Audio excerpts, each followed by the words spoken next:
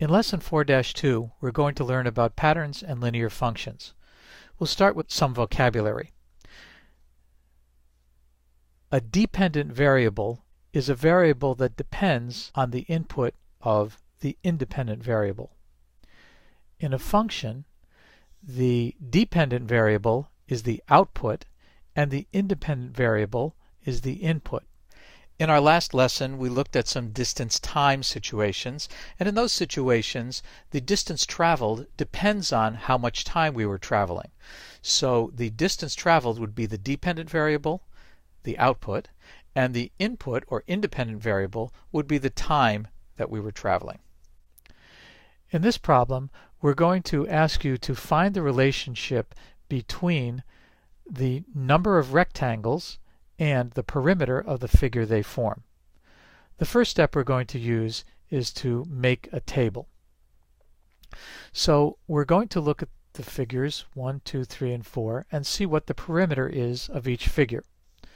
So in the first figure, this rectangle is 10 by 2, so the perimeter is 10 plus 2 plus 10 plus 2. That is 24. That's 12 plus 12 is 24. Now let's look at the second figure. The second figure is 10 plus 4, that's 14, plus 10 plus 4. So that's 28.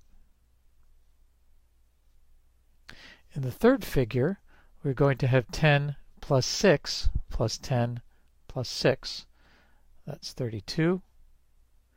And in the next one, if you work it out, you'll find that it is 36.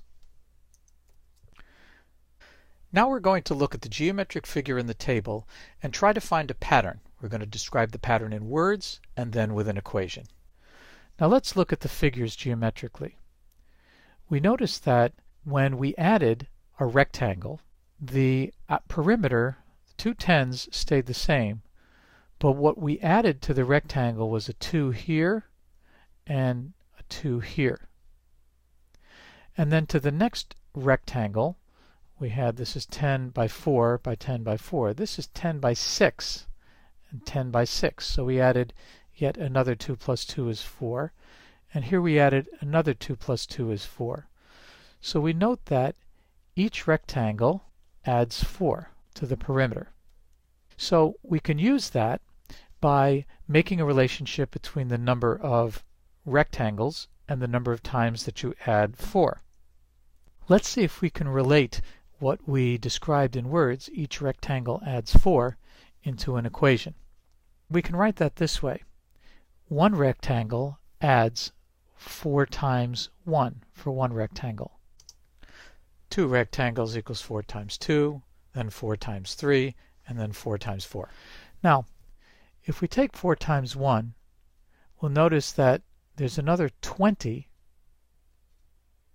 that will get us to 24. And then 4 times 2, that's 8 plus 20 is 28, 12 plus 20 is 32, and 16 plus 20 is 36. So there we seem to have a pattern. And now we can write this as an equation. We can say that 4 times, well, these 1, 2, 3, and 4, those are x's. So 4 times x plus 20 equals y. Next, we're going to graph the relationship. So we'll set up a coordinate plane, and the independent variable, x, always goes on the horizontal axis, and the dependent variable, y, always goes on the vertical axis. So we need to plot x's from 1 to 4. So this will be 1, 2, 3, and 4. And we need to plot y values that start from around 24 and go up to 36. So what we'll do is we can make a little symbol like this that indicates that there's a break in here from the starting point to here, and we'll call this 20, 25, 30, and 35. And let's graph the relationship. We have 124, 228, 332, and 436. We say that this relationship is linear because if you look closely, all of the points lie on a straight line. So this is an example of our first linear relationship. Here's a problem for you to try. There's a pattern here shown in stages. Here's stage 0, stage 1, 2, and 3. I'd like you to relate the stage number, 0, 1, 2, 3, to the number of squares in the pattern. And I want you to graph the relationship and write a function. So your solution in your journal should be a graph of the stage and the number of squares, a table that shows the stage and the number of squares, and in this blank space here, you're going to put a function or an equation that helps you relate the stage to squares. Stop the video, copy all of this into your journal, do the work in your journal, and when you're ready to see the solution, restart the video. And here's what the solution looks like. First, the graph of stage versus number of squares. Stage 0 has 1, 1 has 4, 2 has 7, and 3 has 10. So it should look like this, and you should not draw a line. Notice that this is a linear function because all of the points line up in a straight line. Here's the table, and in order to write the equation, we notice that in each stage you add 3. So your function is going to look something like this. 3 times 0 plus 1 gives you the number of squares in stage 0. 3 times 1 plus 1 is 4, and so on. So your final function is going to look like this. 3x plus 1 equals y. To learn our new vocabulary, let's look back at the problem we did in problem number 1. We had a geometric situation that we modeled as a table, a graph, and as an equation. And the independent variable, the input variable, x, is the number of rectangles. And knowing the number of rectangles, you can figure out what the perimeter is. So the input is number of rectangles, the output is perimeter. And if I give you a number of rectangles, there is only one possible perimeter that you could have. And because for each input there is only one possible output, that makes this relationship a function. Now this function is a special function in that it is linear.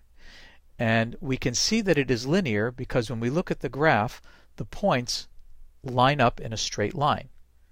When the points line up in a straight line, we say that the relationship is linear. At the beginning of the school year, I bought 288 pencils to lend to students who need one. Each week, students use 25 pencils.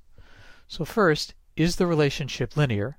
And then, let's describe the relationship using words, an equation, and a graph.